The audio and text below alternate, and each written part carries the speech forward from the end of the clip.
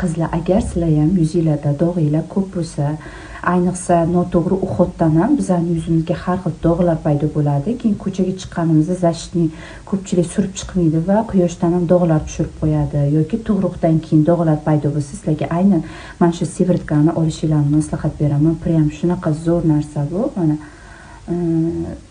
ikki tarafga ham surasizlar. Bu yuzi dog'larimizni yo'qotib berishga yordam beradi. Yuzni ochartirib berishga ham, sepkalargacha hatto ochartirib bergan shaxsiy natijalar ham bor. Juda ham zo'r narsa. Rossa ko'pchilikdan shunaqa zo'r odzivlar kelgan. Prosta buni ishlab ko'rsanglar bilasizlar, tarkibida retinol bor. Retinol aynan dog'ga qarshi kurashadigan mahsulot hisoblanadi. Ya'ni bu retinol va sivritka. Sivritkani, aynan dog'ga qarshi sivritkani kechga ishlatishinglarni maslahat beraman.